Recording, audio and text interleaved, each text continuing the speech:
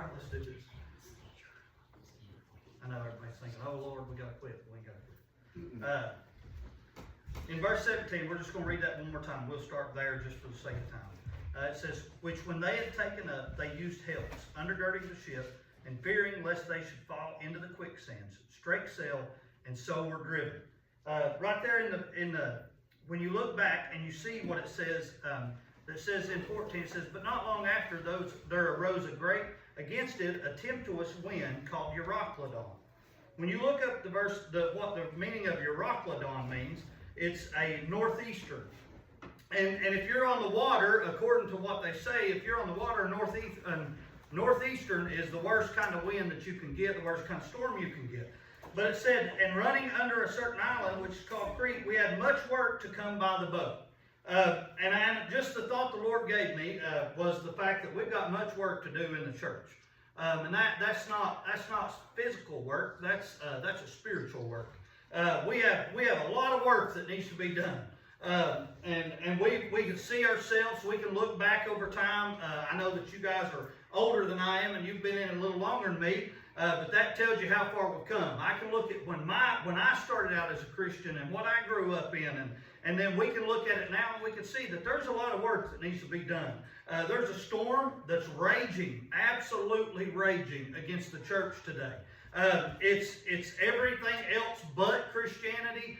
It doesn't matter what it is. We've got people right now. Of course, we look at our country and we look at the state we're in and the world that we're living in and the bombing that's going on in Iran and things like that. And we see people out in the street that are as far away from Christian-like that they could be. We're talking gays and lesbians, transsexuals, transgenders, all these different things, and they're out in the street rioting over Iran being bombed. And these people have not enough sense to know that if they were to be dropped in Iran, they would be absolutely murdered at the stake publicly for the way that they live their life, but they choose to chase after that and to support that rather than to support a Christian-founded and God-founded country. And so that tells you, when you see our country in that kind of state, it tells you what kind of state the church is in. And the church is in a storm. The church has been in a battle. It's been in a battle a long time, but I don't know that it's ever faced a battle like it's facing today. And that's what these men, when they went into this storm and they thought, according to what we preached on Sunday night, the captain of the boat told them that everything was okay, the seasons were right, the winds were right, everything was good, and it didn't take them long when they got out there that this storm arose, and it'd be kind of like us being stuck in a hurricane out in the middle of the ocean, I guess is what you could call it. But we'd be stuck out there and it'd be somewhere we wouldn't want to be. And I don't think the church wants to be in the state that we're in today. I think the church wants to be better. I think the church wants to be stronger. I think the church wants to be more committed. I think the church wants to be more in number. But I also think we need to be more in spirit. And I think there's a lot of us, maybe not so much here. There may be some of you here, but I believe there's a lot of us that don't want that part of it. That we want the number, we want the church, we want the building, we want all the benefits, but we don't want that spiritual side. Because when that spiritual side swells up inside of us, it starts cutting away at the fleshly side. And a lot of us don't want that. But that's the reason we've gotten into this storm, and we've fought through it, and we've tried to fight through it. But that verse 17 is very important when it says, which when they had taken up, they used helps. And if you look up the definition of helps, and when it comes to the Bible, there's two different meanings. Of course, the meaning that we understand it is aid. Somebody that's going to help us. Somebody that's going to be there and support us. The meaning that they're using here is a rope system that they would put underneath the ship, and it would raise the ship up. And that's the helps they're talking about. But what I want to look at is the fact that we need helps. And I don't mean a rope. I mean, we need a rope. We need a rope that holds on. We need a lifeline. But we need helps. We need help out of people. We need an aid. We need somebody that's going to support us. Somebody that's going to back us. Somebody that's going to take care of us and encourage us. And I believe these men, just as much as they were talking about the helps and the ropes, I believe there's a lot of helps going on that boat. I believe there's a lot of people running around doing their part and taking care of their part. And that's where we're at in the church. We need people to do their part. We're not asking, I'm not asking, you shouldn't be asking anybody to do something that they're not capable of doing, but we all ought to be ready to do our part, and we ought to be willing to do our part. And here's the thing, I believe every man on that boat that day, when he got down and he was doing his part, and he looked over and saw the other one doing their part, they were grateful that there was somebody there. I sat and thought about, today I was thinking about this, and I thought about Nehemiah when he went to build the wall, and they had somebody at every place building on the wall. And I don't think there wasn't one place that was any less important than the first place, because they had to get the wall completed, gates done, everything had to be finished. So every man that was doing his work was looking to the right at the other man, and he was grateful and thankful for the work that person was doing. And I think that's where we need to be as a church, is that we acknowledge that we need help, and as a little church, I know we need a lot of help. We need people to come in and want to be involved and settle down and join the church and want to lead singing and want to teach Sunday school and we need some help. But the thing is, when you get that help, you got to make sure they know you're appreciated. And I'm not talking about patting everybody on the back and rubbing them down and lifting them up higher than anybody else. What I'm talking about is just letting them know that they're appreciated. But now I'll say this. When those men built the wall, and when Nehemiah brought those men together and they went to build the wall, not one of those men were looking for a pat on the back. Every one of those men were in it for the same thing. They was in it to see that wall built. When you look at these men right here in Acts, when they were working on that boat and they were trying to keep it from getting shipwrecked, they wasn't one of them saying, somebody come by and pat me on the back and tell me how good I done. That's not what they were in it for. And if that's what we're in it for, we're in it for the wrong reason. I'll just tell you that. I come here and I feel like I do what is my part, and I like it a lot of that. I just tell you, there's a lot more I'd like to be able to do at this place. I look at my life sometimes, and y'all don't know it, but I pray a lot about just my time, about how my time's taken up, and where I can make up more time, and where I can't make up time, and trying to figure out ways that I can be here more, doing more. And y'all understand, I got a full-time job. I'm young enough that I got plenty of years ahead of me that I got to work. I want to retire early, but it's still far off. And there's a lot, and I got 4 kids, and I got a wife, and you guys know my living situation. And my living situation is what it is, but I'm always trying to just pray and say, Lord, just open up the door for me, open up time for me, help me to do this, help me to do that. And I struggle with that, and I oftentimes look and I think of, I was here today, I got here early, went down there changing the sign, and I've been wanting to change that sign for 2 weeks, and just hadn't been able to get time. And I look at myself sometimes, I think, boy, I just need to be a help. I need to be able to do more. I need to be more available. I need to be able to do more for the church. And I don't know if you feel that way. You may not. You may sit here tonight and say, I do more than enough, and that's good enough. And if that's your attitude, then that's great. But what I want us to do is, I want us to work, but I don't want us to work for a pat on my back, a pat on your back. I want us to work for the glory of God. I want us, when Paul looked at him and he told him, he said, I'm just telling you guys, if you sell out now, it's not going to end well. There's going to be loss of lives. God's already told me, if you sell out now, you're going to get in trouble. Paul didn't do that so that when they wrecked, everybody pat Paul on the back. What Paul done was, he said, I'm going to tell you exactly what God told me. God said, if you leave now, we're going to have loss of lives and a loss of the boat. In no way did he look at anybody and say, now, when I'm right, and we're guilty of this, you can raise your hand, I'll raise mine. I've been there before. You don't have to raise yours, you just take it home with you, but I'll raise mine and let you know my truths. I've been there before where I said something just in the purpose of, boy, I can't wait till this messes up so I can point out to you that I tried to warn you. Now, I don't know if anybody else has ever done that. I'm almost certain you have. I've done it, and I ain't standing up here boasting on it. I'm just telling you, I've done it before and thought, hey, I warned you. Now let me step back. I've told you my story about me and my dad. And, we built some horse stalls off the side of the little corn crib shed we had over at my mom and dad's old house, and we built that whole thing, and we got to the front walls, and I built the first one and got it done, and I'm cutting boards and nailing boards, and then Dad jumps up, goes to the other side, and he says, okay, it's 4 foot. And I said, no, Dad, it's 5 foot. He said, no, it's 4 foot. I said, well, it's 5 foot over there, but if you say it's 4 foot, I'm going to cut 4 foot. And I started cutting 4 foot boards. I finished that whole wall, never said a word, and I got out there, and he got over to the house, and he goes, something don't look right. I said, yeah. He said, that side's lower than that side. I said, You're right. It is. Tried to tell you why we was doing it, and you wouldn't listen. But I just kept my mouth shut because I wanted that pat on the back of myself and go, attaboy, you was right. And that's my dad, so I am bragging on that because I enjoyed that moment. But there's been other times at work and things like that that I've known the right answer, tried to tell somebody the right answer, they wouldn't listen, so I just shut up and then I patted myself on the back when I could look at him and go, told you, tried to tell you.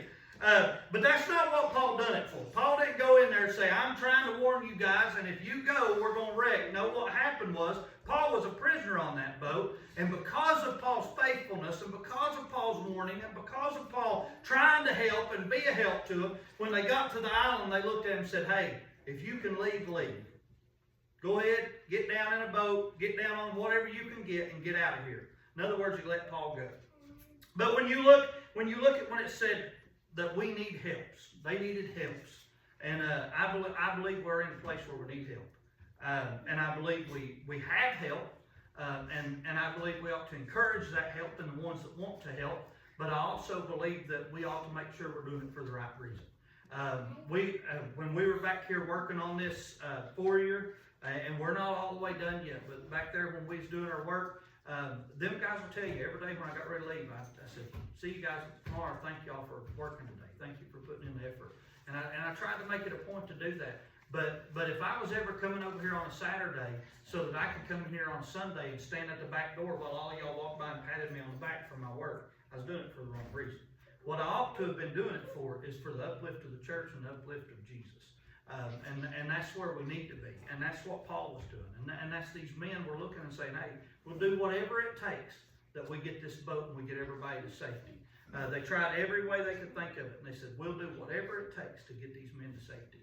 And that's where we need to be in the church. We need to be at a place where it says, hey, it ain't about me. It's not about what I'm trying to do. It's not about what we're trying to do. It's about uplift of Jesus. We're going to do our part. We're going to take care of the part that is given to us, and we're going to do our best at it. I'm not looking for a pat on the back. I'm not looking for somebody to boost me up. That ain't what it's about. And again, I believe you're looking at somebody that I try my best to do that. If somebody does something and I catch my eye, I try to let them know that I've noticed it and I'm proud of them. But my mentality is not to come in here and me to come in here and say, boy, I was over here Saturday all day by myself doing this, doing that, and then walk around and let every one of you tell me how proud you are of what I've done. That's not what my goal is. What my goal is to do is see this place in the best position that it can be. And if that means me sitting over here by myself doing something, so be it. If it means me sitting here with 5 other guys doing it, so be it. But we need help. The church, not just now, I'm not talking about Oak Hill High, I'm talking about the church in general has been in a storm, and it's rode the storm. And I'll give you some encouragement. The Bible says that it's going to ride out the storm. It's going to make it to the end. There ain't a storm big enough to take us down. You might go down the road and see a church closing the doors, and it might discourage you, but the Bible says that we're going to make it to the end. We're going to beat all these storms. He says, when I come back, I'll find faith. My church, he said in the beginning, he said, I'll be on this rock I build my church, and the gates of hell will not prevail against it. And when you see the stuff that's going on in this country, it is absolutely the gates of hell that are fighting against the church, that the church cannot be taken under. So I know I'm not long, and I think Ashley left with Cash, but I want to encourage you that if you want help, help. If you want to see the church be to the best that it can be, let's help. Let's help each other. Let's be an encouragement to each other. When we're in a storm, we don't need to sit down and hide. We need to try to help.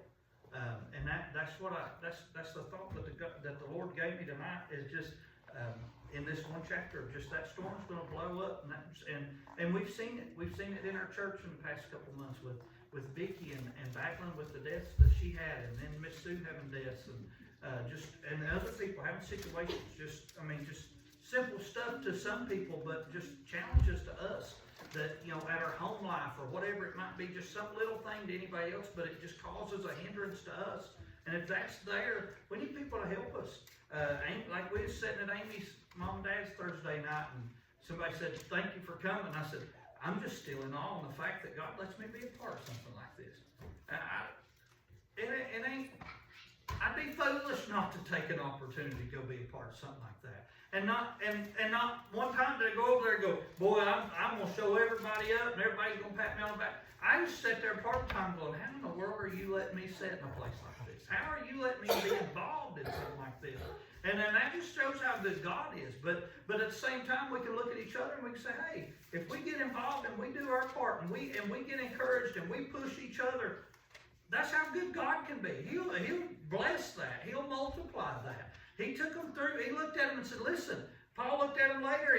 He told them about it. They got in the storm, and then when they got shipwrecked, he said, listen, if you don't leave the boat, there'll be no loss of life. Then there's still some of them that was trying to get the lifeboats, and he said, no, listen to me. Stay on the boat, and there will be no loss of life. They stayed on the boat. The ship wrecked. Sure enough, part of it broke off, but they all survived when they got done with that shipwreck. And that's the same thing we're at. Like, just stay in the boat. Stay active. Stay involved. Keep your eyes up. Do what you can do. Do your part. And nobody will have a loss of life. We'll make it to the end if we just stay involved and we do our part. I know it gets discouraging. And I don't know how you feel. I'm not discouraged. But you might be a little bit discouraged. You might be sitting here going, boy, they ain't a lot of people here. There ain't a lot going on. We ain't got this. We ain't got that. And that's fine. That's normal feelings. That's going to swell up in you. Especially more than anything, that's the flesh. I know the spirit struggles and the spirit hurts too. Because my spirit wants to see this place full. Miss Sue said it Sunday. She said, I'd like to see this place full like it used to be. She said it needs to be full like it used to be. And that's spiritual, right? That's a spiritual desire to see a church house full again and worshiping like it ought to and praising like it ought to. That's a spiritual desire just as much as it is a fleshly desire.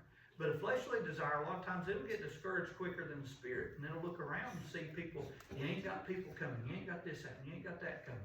And it'll bother you. I had a conversation the other day about speaking our mind and telling people what we got to tell them. And they said, yeah, and then now they've made separation. You know what's going to happen? Your flesh is going to swell up and go, you should have never said that. Should have never said that. But the Spirit says, you got to say it to be right. You got to draw your line to be right. But what it's my job to do is look and just pat them on the back and say, you done right. You done good. Don't let it tear you down. Don't let it destroy you. You done good. We come to church and we work and we do things. We all pat each other on the back. But it shouldn't be my attitude that I'm looking for a pat on the back. When I do stuff for this church, I do it because you guys put me in as pastor of this church. And I want to do my part. I don't do it for anybody to come by and give me praise. That's not what I do it for. I do it because if I'm going to pastor this church, I want it to be the best that it can be. I want people to love each other. I want people to come in here with a smile on their face, happy to be here. Somebody walks in, you ain't seen in a while, and everybody hug them and say, boy, I'm so glad to see you. I've been waiting on you to come back. If they ain't never come, I want us to be going, hey, how you doing? It's good to have you. Lock the door. Don't let them out when they go to leave. We was joking around the other day about homecoming, and we get a big crowd up here. We'll just put us a gate up down there and lock the gate behind them and say, good luck getting out. Why? Because we want to see the church grow. We want to see people be here. We want to see people involved. But we got to make sure that's the same thing we're talking about. When the help comes, make sure you let the help know that it's appreciated. Make sure that they know. And if they know, they'll come back. That's the trick.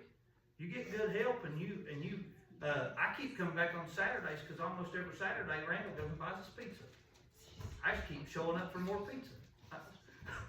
But we do that, and why? Because we want to let everybody know we appreciate the help. So be a help, but also do it for the right reason. Keep pushing, and get somebody beside you and push them with you. Encourage them to do it. Anybody else got anything? I know that was short, not long. That's probably y'all's favorite message.